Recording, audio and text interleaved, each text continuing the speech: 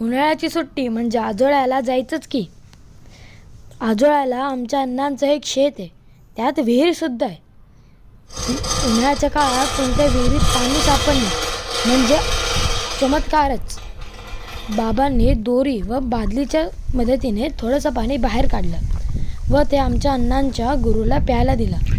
गुरु पाणी पिऊन अगदी मंत्रमुग्ध झाला व शांतपणे एका जागेवर बसला. काही वेळाने काय माहिती त्याच्या अंगात कसला संचार झाला. अचानक तो मातीत लोळू लागला. गरम मातीत त्याने आपले अंग शेकून घेतले. भूस्खलन करत आमचा कॅमेरा बाबा व तात्यांचा व्हिडिओ काढण्यात मग्न होता. खाली पडलेले आंबे पाहून बाबांना मोह सरावला नाही, म्हणून त्यांनी पटापट 4-5 आंबे उचलले. आंबे उचलता उचलता पिशवी कधी भरून गेली कळालंच नाही. तात्यासुद्धा काय मागे हटणार होते काय? त्यांनी सुद्धा 1-2 आंबे हातात उचलले. इकडनं आंबे उचल, तिकडनं आंबे उचल, असे आम्ही अख्खी पिशवीच भरली. घरी जाताना प्रत्येकाच्या तोंडात पाणीच सुटले होते.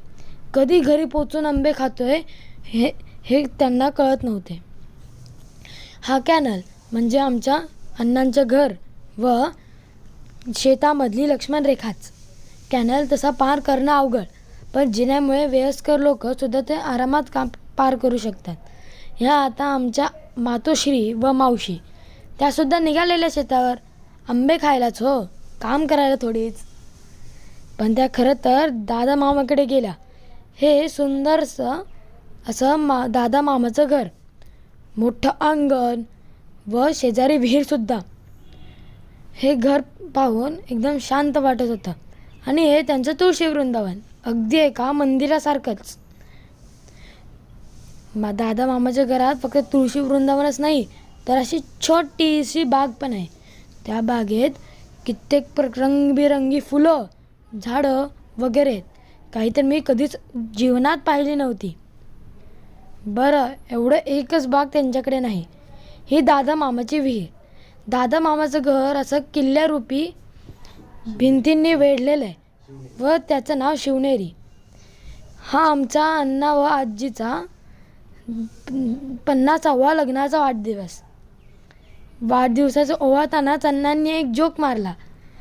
मला माहिती आहे मी 50 वर्ष कसं सांभाळले तिला, उगाच काही साजरा बिजरा करायची गरज नाही. हे ऐकून सगळ्यांनाच हसू फुटले. मावशांनी फक्त अण्णा आजींना नाही तर सगळ्यांनाच ओवाळले.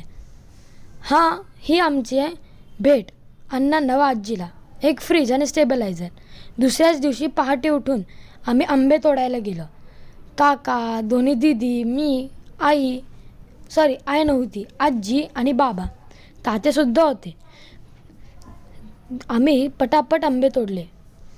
त्या सगळ्या आंब्यांना पाड लागला होता. तात्या असे या प्रकारे आंबे तोडत होते. दीदी तर पार झाडावर चढून आंबे तोडू लागली, अगदी स्पायडरमॅन सारखी. घरी आल्यावर आमचं स्वागत गुरुनेच केलं. हे आमच्या अण्णांचं घर. आम्ही पिशवीभर आंबे घेऊन परत आलो. दुसऱ्या फेरीत आम्ही पोतेभर आंबे आणले. 2 पोत्याभर.